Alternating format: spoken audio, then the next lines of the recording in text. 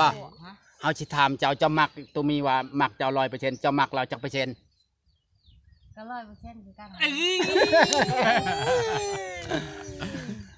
100%คือการเฮาปิดปากไปอุ้ยแล้วหน้าตามันหอน ปิ้นขางใส่ปิ้นลังใช่เนาะใช่อันนั้นฟ้าแฮมชนะเฮามันได้หมดมือใช่ยัง ใช่ขี้มันนั่นผักจะพอแล้วใช้ครีมหน้าเด้งกันบ่ใช้ครีมเซ็ตบ่จังเลยครีมชื่อเข้ากันกับชาวแพร่ครีมเซ็ตว่าครีมหน้าเด้งโอ้เพิ่นเฮ็ดผู้สาวได้ดึงเฉพาะจังเห็นหน้าเพิ่นแดง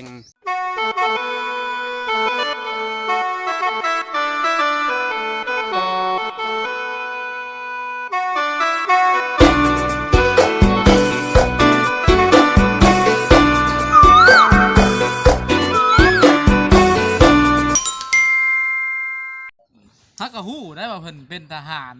เป็นจังไดโตมาเห็นผู้สาวแล้วเป็นจังไดหัวใจมาเห็นผู้สาวแล้วรู้สึกว่าเป็นจังไดเป็นอะไรดีใจแล้ว ดีใจว่ะหัวใจเต้นอยู่บ่แล้วเบิ่งคักเลยเรามักเจ้าแห้งเลยแล้วเบิ่งหรอกคนมักคนเนี่ยเบิ่งคักเลยแม่ธรรมดาเนี่ยคนคะแนนมักแล้วก็เบิ่งไผก็คือกันเจ้าจีบผู้บ่าวมีแต่จะเป็นหลังใส่เจ้าจกเป็นมาหาเราแน่เจ้าบ่เป็นนางเป็นมาหาจำคอยนี้บินมาเบิ่งดูเนาะฝันว่ามีอันตาทางหลังเนาะลูกเป็นตาอายแล้วเจ้าก็เป็นนามาชุมเฮานี้คันบ่เป็นเราเนี่ยสาวอายแล้วเจ้าก็โพดว่าอายคันว่าคนหมักคนมันบ่แม่นแนวนี้เนาะอายได้ข่อยแล้วเคยเห็นแล้วก็ใช่แล้วปิ้นงอนชะงอกใช่ปิ้นงอนชะงอกใส่กันนี่โอ้ยมันก็บ่ได้คักว่าเฮาว่าเป็นหลังว่าแบบบ่พอใจเนาะเจ้า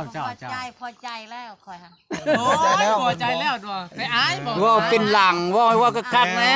ว่าจะพอใจแต่ปากล่างเถื่อจิตใจก็เจ้าว่ามีเนาะคนเนาะพอใจหมดคันว่าพอใจ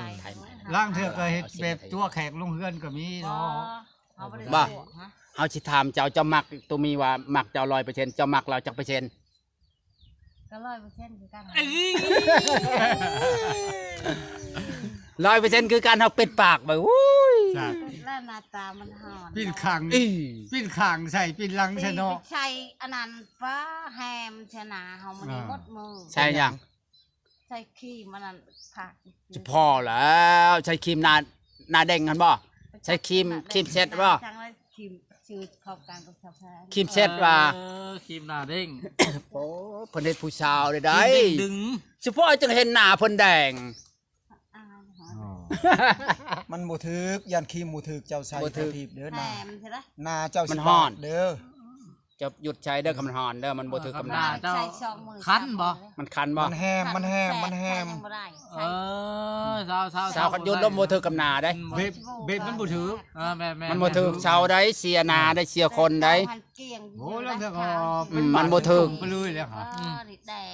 มันบ่ถือเปิดดูให้สิเบิ่งนี่มันกระตูดกระเตาไปเลยหน้าตากันเฉพาะเฮาเห็นเจ้าใส่มันหน้าแดงมื้อนี้บ่ได้ใส่นี่ใช่บ่ค่อยมามื้อนี้แปลกเขาว่านาเหี่ยวนี่คือว่าแปลกแต่ว่าตะกี้นี่เขาเบิ่งหน้าแบบแดงๆหั่นน่ะหรือมีความหักบ่ว่าขึ้นอยู่ไดแม่เจ้าพรคืนนี้ก็ป้าจะจักถี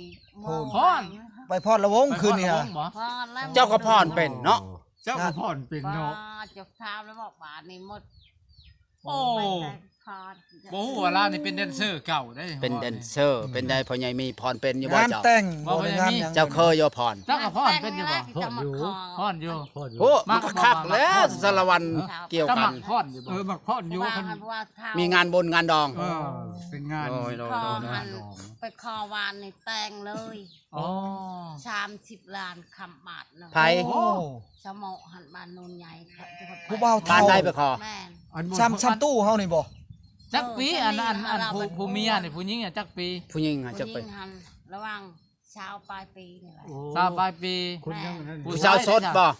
แม่ห้างนี่แหละแสดงว่าได้เมียเด็กน้อยแม่นโอ้ พอเรา เท่านะจักวิอันผัวน่ะ โอ้ยก็หลายแล้วชาวอีพอจะไปนั่นเนาะ นี่ ซ้ำบ่นี่ ซ้ำบ่ตู้นี่นะ ซ้ำนี่แหละฮะเราเป็นคนที่อ้วนๆนะ คนอ้วน อ๋อคนอ้วนแน่คนโตอวบๆใหญ่ พอเราจะแต่ง แสด เล ง ย ว่าเรา30ล้านเราก็บ่โตแล้วเนาะเราได้เมียน้อยเนาะเมียเด็กเนาะ แต่เงินก็ถอกหมด คำก็มาซบให้เลย ของ มัน เพิ่น บ่ บาทเดียวบ่ได้ข้างเขา บ เนาะ อกข้างไปคำชองเฉลิม พัวบ้านใดนะ ปุ๊บทางจะประจักษ์คอยประจักษ์ทา โอ้ งนั่นแหละ ทางไกลบ่ มาเห็นแล้วเจ้าใส่กระโลมแม่นบ่ แม่น เจ้านี่จักจะเป็นคือกันกับบ่จักคันเรามักเนี่ย อืม โอ้เขามักเลยก็มาคล้องคือเจ้าแตงเลยนะ พวกจะได้มีการคบงานเต้นระวงแล้วเนาะ เดินแถวนี้นะอนามัยเด้อ เจ้าก็จะเอาว่า เจ้าก็จะเอาแพงไรละวะธรรมดาบ้านเมืองวะ มีเนาะ คนบ่มีปานใดเขาก็หักกันมันก็ค่อยหาไปนำกันเนาะ เนี่ยนั่นแหละคนเฮา ค่อยเคลียร์ค่อย คนหักกันเนาะ บ่ว่าบักจำว่า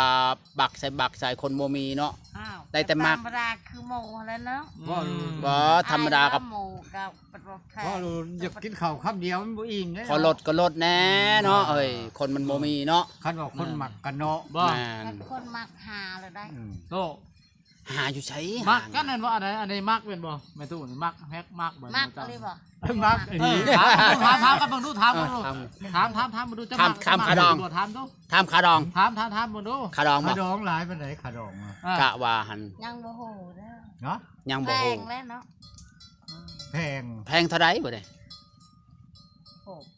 แต่30 ล้านคือหมู แพงน่ะเท่าไหร่อันแพงน่ะ 30 ล้าน 30 ล้านได้ตู้เอ้ย ตู้ 30ล้านโมบ่ได้มีโมมีควายบ่ โอ้มีแล้วควายงัวนะต้องเช้าได้ได้จะก็ว่าเอาแล้วเนาะก็ว่าแล้วว่าหมู ก็ มียังแน่ถามดูสัตว์ชาวว่า ขา จริง ดอง30ล้านตู้จนง่ายหลัง ซ้ำผู้สาวซ้ำน้อยแล้วผู้ใหญ่เอ้ยซ้ำสาวซ้ำน้อย มั มัน น ว่าถึกถ้าบ่มีก็ขอนำกะ ได้ ได้เดียวมันก็นำ รถน้อยเดียวยังเหลือ5ล้านนั่นเลยแม่ ต่อเลย ถอกจะครึ่งหนึงว่าง่ายเนาะ เงินน้อยเดียวเขาว่าเนาะนี่ยังเหลือ5ล้านจาก30 คันคนหมักคนเนาะ อันนี้คนยังได้ เขาว่าไปได้แล้ว อยากได้เงิน โด เนาะ ยว่ายังบ่ตกลงคักว่าซื่อๆดอก ลงกันก่อนอันนี้ว่าเป็นลูกข้าวว่าจะซื้อเนาะ ถามไป กระดามักกันเจ้าบอกว่าพวกกีบชอบจักอันนี้ฮะจะเทเทียแต่ฮีดแต่คล้องเจอกันแล้ว เนี่ยนั่น ยัง แหละ มาจักเด้อใครยังมาจัก เนี่ยว่าเจ้ากับบ่มีข่อยกับบ่มีเนาะ แม่นละต่างคนต่างบ่มี คือ แล้ อ ว ยู่ย่านหากันก็ อยู่ย่า ยัง หา ใคร กัน ได้เนาะ แม่น หัดเข่งวิ่งเต็มอยู่มันก็ อืม ข่อยก็ยอมกว่าแล้ว ได้แต่ความหักไปเด้อ ทั้งหมักนะโอ้ยเต็มร้อยพุ่นแหล้ว ถามผู้สาวดูผู้สาวมักบ่ถามมึงดูเจ้าถามมึง ถาม ถามผู้สาว ผู้สาวมักเขาจะบอก บ่ผู้สาวกับเจ้ากะว่า เอาได้บ่ติ เอาได้บ่ข่อยนี่ ได้ เอาเล ได้ ย เอา ได้มารอดูกัน ได้แท้ จะ บ่ เป็นยังไงได้อันนี้เป็นบอกนี่ฮะ เอาได้แล้วเขามาขอมาแต่งเนาะ เอาได้ครับมาขอมาแต่ง ไปสิเอาละลาไผสิเอาละลา เออก็ธรรมดาเลย เฮ็ดตามประเพณีฮีตของประเพณีเนาะ ตามคลองเขาแหละตามประเพณีบ้านเมือง บ่มีก็ลดให้กันแน่ บ่ เนาะ มีไผหรอกเอาละล่ะเนาะ โดยแมน ลูกมีพ่อมีแม่เนาะ บ่มีไผหรอก แม่น บ้านเมืองเพิ่นก็บ่จักแล้ว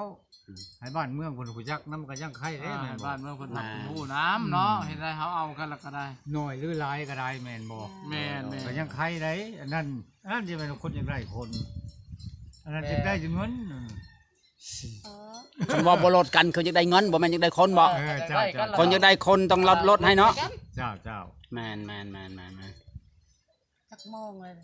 อันนี้หมกถั่วก็มีหักเป็ดบ่ได้ เป็นหมากบ่ หลานปลูกอันนี้ อันเอื้อเหี่ยว เฮือ หั น น หากับพ่อมกระจอ เอื้อเหี่ยวหันนั่น พบกับตู้พายหันบ่อายมื้อนี้มาพบกับตู้มีมื้อนี้อาย แบบปิ้นหน้าออกนอกทุกคนเลย เนาะ แบบหน้าแดง บ่แล้วกับอัน เออ อันนั้นตู้ผ้าจักว่าหันหน้าใส่กันแน่ก็บ่จักแล้ว โอ้ยเฮา ญาติอันนี้ ได้ ย่านตัวแขกลงเฮือนซื่อๆก็บ่จักแล้ว ตัวแคนลงเฮือนซื่อๆเนาะ ท่านเอาพอเอาแล้วเอา พอเอาแล้วเอาเนาะ แม่ อ๋อเสียว่าจังไดตู้ผู้สาวมักใด โอ้ยมักก็เอาแล้ว เฮ็ดจังไดบัดนี้ บอกอย่าบอกเค อันนี้ก็มักอันนี้มักก็ได้บ่คือว่านี่เลยแบบบ่อยากพอใจแล้วเนาะจะเอาแต่งอนปิ่น เอาแต่งอนเป็นมาใส่เนาะ คนเลย บรรณาเพิ่นเลยเป็น กินบ่อยากที่แต่เดียวแล้วปิ่นงอนใช่ มันนี่มันยังเคินบ่ มื้อนี้ท่านยังบ่เป็นบรรณาก็เป็นได้เลยแล้วเนาะ เอ้ยเหี่ยวว่าอายว่ะ อายแห้งว่าเจ้าอายแห้งบ่ หันหน้าใส่กันมันก็ใครได้คนเนาะ อ้าวแล้วก็หนาวจะไม่ได้ เราบ่ได้อายแต่เราเป็นลูกผู้ชายเจ้าคืออายเจ้ามองแต่อายบัดนี้แล้วเจ้าบ่มีผัวจักเถื่อฮะ โอ้ไปบ่ได้อายแล้วไปคนนะ ไปใช่ ไปเล่นละเมา มื้อนี้เขาคืออายแบบได้อายเรา อายแล้วบ่เคย เราบ่รอบ่ รอแล้วจังอาย บ่เคยเห็นจักเทื่อหากนมามื้อนี้บ่ บ่เคยเห็นจัก โอ้ เถื่อบ่ตูมีกับตูพายน่ะไผรอกว่ากันเนาะ บ่ได้ละหลอกว่า โอ้สุดยอดนะถือว่าถึงสเปค ใจเลยทุกคนเลยดีใจ หลังเราก็จะหลังเราจะ ถูกยายเฮาอันนั้นพวกกันลานเฮาบ่มา หัวกะลาด แม่ อันนี้บ่ได้ลานบ่เนี่ย บ่ ถ้า เราเปิดพรมให้เบิ่งแล้วบ่จะเห็นแล้วเราเปิดหมวก ตู้ บ่อันนั้นบ่ไม่ใหญ่ แล้วว่าโหแล้ว อันตู้อันมีกับตู้พายผู้ได้ก็รอนะกว่านะ คนนี้ละหลอก ผู้นี้รอผู้นั้นได้จะเป็นได้ จนนั้นเขาตัดผมให้ลาแห่งรอจนนั้นยังไม่ได้ตัดผม เราสิ พังเว่าในจิตใจเจ้าสองคนนี่ตูพายกับตูมีเนี่ยไปตัวใดหลายกว่า ไปตัวนี้ละหลาย จานเอ้ยคักอลี บ่เป็นหัว บ่อัน บ่ได้อย่าคือกันนะจิงเจ้ามันก็อยู่เล่นหน้าตาคล้ายกันเนาะจ้ะ มา หน้าตาจะคล้ายกันที่เนื้อคู่เจ้าลีได้เนี่ย ว่า เส้นเนื้อคู่ เสี มั ย น งแล้ว เสียงแม่นบ่ เสี เสี ย ย ง งกัน แล้ว ขอโทษเสียเบิ่งดู ขอโทษเชียวโดเชียวเอ้ยเดี๋ยวนี้ คันว่า คอยไปจีบ กระแทบแล้วเดี๋ยวนี้นั่นห้อยคอยก็บ่หันมาใกล้เจ้า โอ้ คือว่า เจ้าชิย่านหยังค่อยมาให้ โอ ห กา ยัง ญาต ผู้ชายมาให้ยานชุดกับผู้สาวคนว่า เลย ล้างเถื่อคนเงินจำคำตั้งกันเลยก็มี เราตั้งเงินจากร้านแล้ว ละวายัน ด้านว่าจังหวะ อ๋ออ อะไรคอยก็อยากเว่าให้ทั่วพุทธอะไรเนาะ ยันว่ามีผู้ชาวมา ล้างเถื่อโอ้ยเจ้าว่าเป็นยังบ่ถามคนตะกี้บ่ ยันตูพายไปมันไปแล้วก็มีเนาะ อ่า คนเรามักตู้พายไปแล้วบ่ว้า บ่เป็ มัน น ห บ่ ยัง ล่มทั้งหงาย ชุด บ่ กับปล่อย ก็ดี เต็มร้อยว่าจะ ทำหมดแบบนี้ก็ดี แม่นทำละเอียดนะนี่ ทำละเอียด